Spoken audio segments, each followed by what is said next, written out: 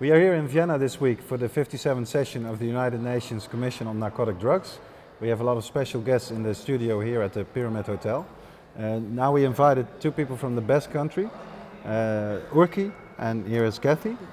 Urki actually, he runs a cannabis social club in the best country, and Kathy is actually one of his members. So let's try and find out about the situation right now in Spain for the cannabis social club. There's a lot going on. So Urki, what would you say right now at this moment is the situation with cannabis social clubs and the challenges for the future? Well, the situation at the moment is that after 10 years of the movement, we can see that the first wave of cannabis social clubs, they were created by activists and people who were growers. Yeah? The second wave of cannabis social clubs, we find out there's actually people getting into the industry to make a business. And now we're in a third phase where actually people is coming to Spain try to buy franchises of cannabis social clubs. Really? So foreign people, not Spanish people? Foreign people, not Spanish people. Okay. From all around Europe. They are coming over as they are seeing an opportunity to get into our industry. The challenges that we find is that Spanish law and the Spanish penal code is very explicit and very clear about what is a cannabis social club.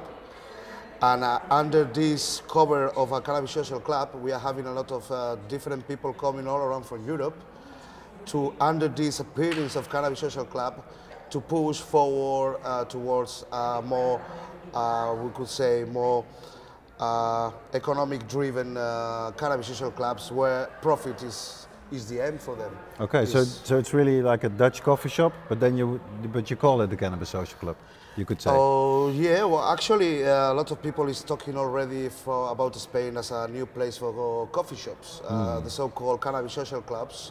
The feeling or the interpretation of a lot of people is that they are the new kind of, or the new type of coffee shops. And what is happening is you are finding nowadays a lot of people who is taking all the money to that industry, thinking that they can make some revenue. Yeah. And the people who we are there, we can see that all around us, there is a lot of movement, there's a lot of economic interest, there is a lot of money being invested, which does have nothing to do or see with cannabis users, harm reduction, self-cultivation.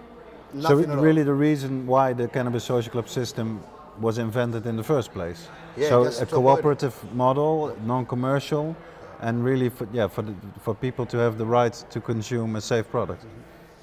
Cannabis social clubs, they are the end product of basic right, which is to consume any kind of substance in a private place. If you are over 18 and you don't harm and there's no more problems for third people, cannabis social clubs, they are the answer to this right. Yeah? What we can see is people is taking this right, and people is taking this model just to create or to develop another models, which we are not against them, but we are against them using our work and using our model to, in a way, undercover the real activities. And also using the name, of course. And using actually the name. Yeah. So let's go to Kathy. You're actually Irish, but you live in the best country, I think. Yes. Eh? Yes. So how did you become a member of the social club? It was it's very personal for me to be here today as well, apart from the conference, etc. But this man beside me here, Urki, and his association, along with a very good friend of his, they have saved my life, basically. Really? Because for the last 14 years, I have tried every single pharmaceutical drug on the market. I suffer from pain, chronic pain, for 24 hours a day, 7 days a week. And I was introduced to Yoga in the little town next to mine, where I could go and I could buy small bags of infusions with marijuana and some other little things that help me along. And for the first time in 14 years, I sleep at night. Really? Yeah. And it's a gift. It's not just a miracle; it's a gift that has been given to me personally by this man. That's a great story. So it's a super thing for me. So do you have the same worries that Urki has, that right now a lot of people that have pure commercial interest are moving into this industry and trying? Of course. Yeah? Of course. I would like to be able to go into a coffee shop and just ask for a marijuana tea, an infusion of kush or infusion of whatever I like, Yeah. you know, Yeah. and enjoy it and sit there and be legal about it. For people like me and worse than me, that can make it only a few steps out of their house, that can sit in a cafe just for a few moments and enjoy that. Yeah. That for me would be heaven. Uh-huh. And I think for many, many other people also. And do you feel that Spain is really on the road of getting there fast, of maybe totally legalizing, or maybe also a question for you, Urki? Well, listening to what I've heard an awful lot of things over the time of being with Urki and his friend Jose. Yes and no. There's an awful lot of yeses and nos along the way. A lot of maybes also. Yes, yeah. Steps, very small steps are being made in different directions. And I hope they get there to what they want. Yeah. They want for everything to legalize this. Well, what would you say, Urki? Is it reasonable to say that maybe within, say, 5 years there'll be total legalization, or do you more feel like the social club system will maybe evolve, but the law itself might not change?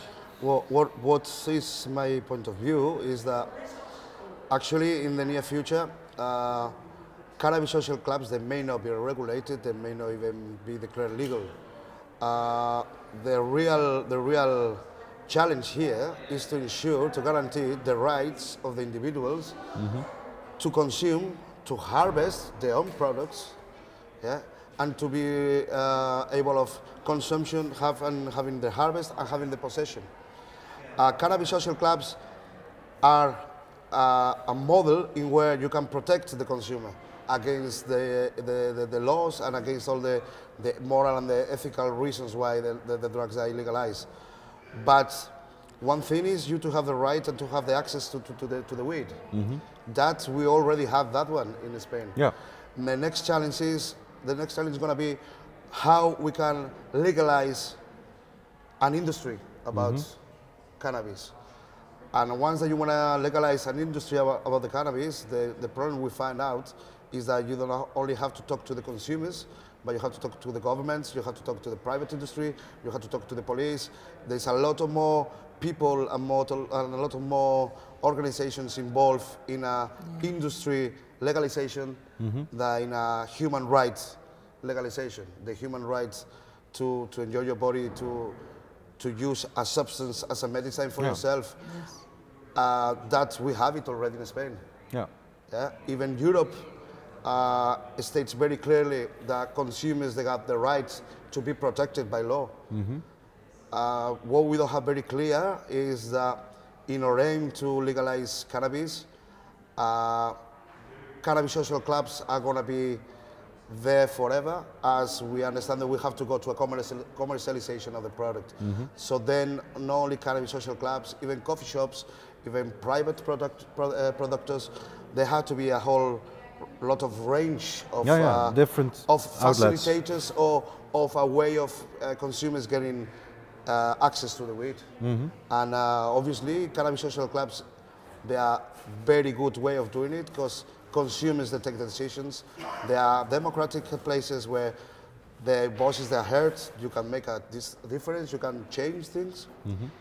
Where the other kind of models, they only go money driven, so therefore you have to do what the boss say or the owner say.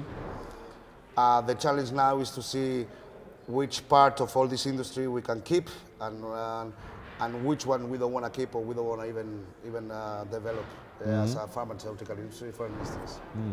Right now we see, of course, in Belgium there are 4 functioning cannabis social clubs. In France, in the UK, a lot of people are getting together, maybe not planting yet, but they have everything ready to start planting.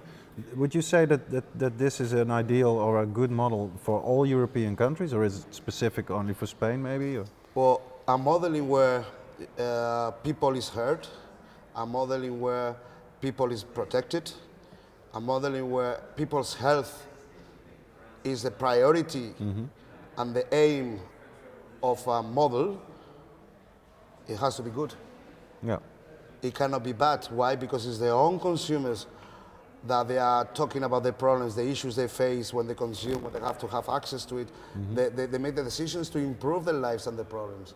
So a model where you can talk, you can influence, and you can vote can be bad model. Yeah.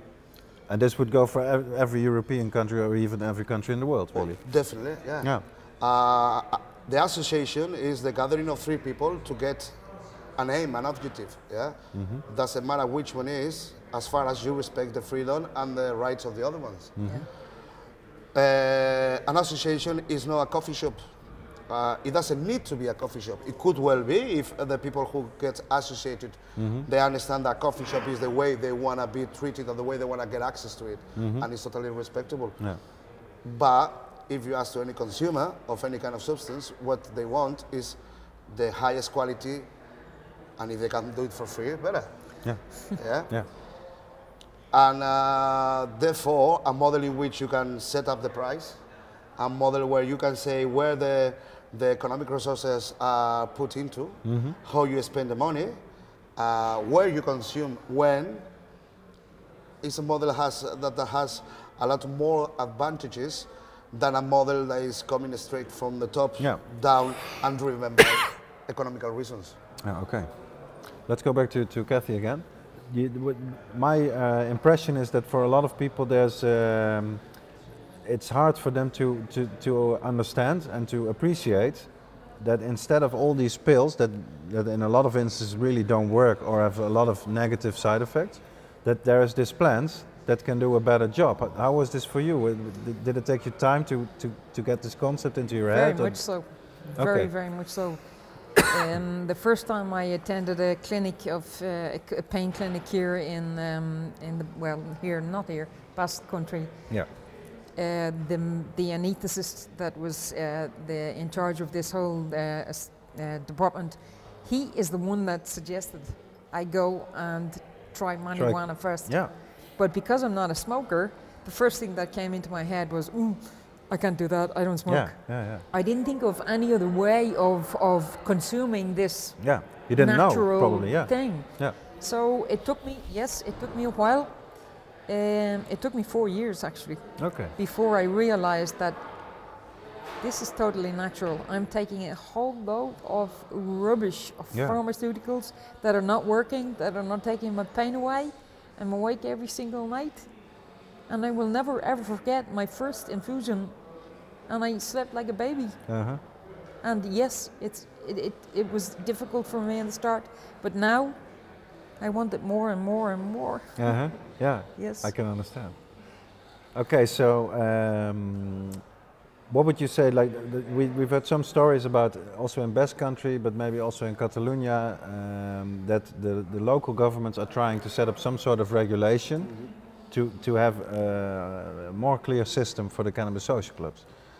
Do you see this going anywhere, or is it? But what's the situation on that? Because it must be hard, I think, for politicians to get a good. Reality in Spain is a country that is not a federal state, but there are different kind of autonomies and little governments inside. The penal code is it can only be changed in Madrid. Okay, on the national level. On the national level.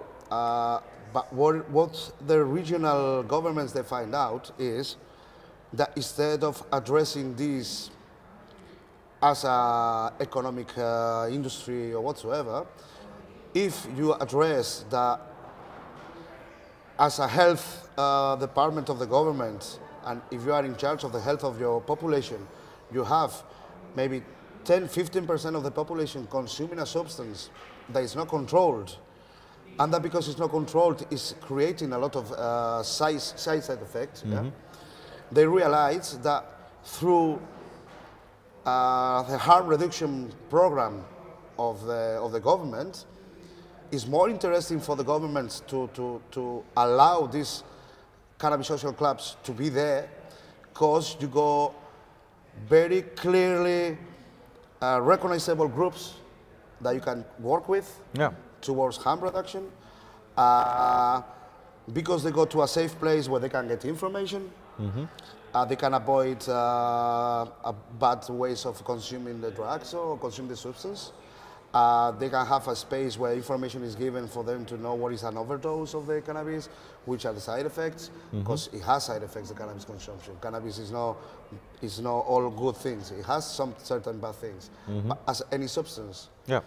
And what they realize is that if you use a substance in a proper manner, it's medicine. If you use a substance in a manner that they don't like, they call it drug. Yeah. So therefore, at the end of the day, it depends on whose interest. You are a medical user or you are a drug addict. And what they find out is that even if they cannot change the penal code, it's more profitable for society and it's more profitable for them, not economic profit, all kind of profitable, it's more profitable to allow people controlled in a closed circuit or properly monitored to do what they do. Because it's in a safer manner, and you can control all the economic resources, all the influence this group has when they use the drug. And you can actually get proper income information from all this activity. So what the regional governments they're trying now is, through the Health Act, allowed all these groups to exist. And because they want to address all these groups, they want to let them exist to be able of having them all together and address them and see which issues are. And through the health, as a consumers, we may get a kind of a regulation where at least we are not criminalized or we are not taken to court accused of drug trafficking, crime against the public health, etc. And in another manner as well, they can see that once that they control these groups, obviously there's an economic activity that it brings benefits to society through less expenses in healthcare, through more money coming to the taxman, as if no, it's an illegal market where nobody pays taxes for it. So there's a lot of positive things that they came with the regulation of our activities. So one final question for the both of you. We'll start with you, Kathy. It's the same question. Okay, so we are here in Vienna for this big annual meeting of all people around the world, the delegates, more than 1,500 people. They come to talk here.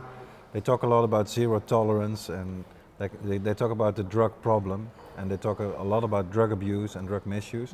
How do you, so from your position and your relationship with cannabis, how do you judge this big UN meeting on drug prohibition? First of all, I think it's fantastic that it's happening. Personally, the drugs I'm taking, I know I am totally addicted to them, and I'm trying very hard. I have my pharmaceuticals here, and I have an infusion here of marijuana, and I'm saying I know the effect that the pharmaceuticals will give me, but I'm torn between the two. Right now I'm fighting a very, very hard battle, but the marijuana is winning over every night of my life. Okay. So 100%. A good thing. And how do you look at the UN big meeting, like the annual session of the UN CND? Well, I see it as a big circus, a big lie that they have to do to really be able to look into the faces in the mornings when they look in the mirror. As they are guilty of thousands of millions of deaths, misery, countries that they are totally destroyed. They invade countries. It is a big circus, but for the first time, the big circus is turning over against them. Because the policies they maintain, the policies they support, after 60, 70 years, they've been proven wrong. And nowadays, with all the information, with the education people has, with all the experience that we are gathering through these years, every day is becoming more difficult for these people to try to keep up with this discourse of drugs are bad and we have to put more bullets and more armies against them. And is in a way, it's a big circus and it's a big lie, but in another hand, it's something that you need, because at the end of the day, if you want to make an influence, you have to gather all these people and you have to keep trying to reach them, say, look, we have to do something different, we have to do something different. And we may say that maybe this year it's going to be the first time that all this, maybe we are wrong, is being moved around and talked around. So maybe this big circus, it can become a good tool or a positive tool to end up all the repression in the drug users and in the human being. Yeah. Okay. Well, thank you both very much for coming here and joining us.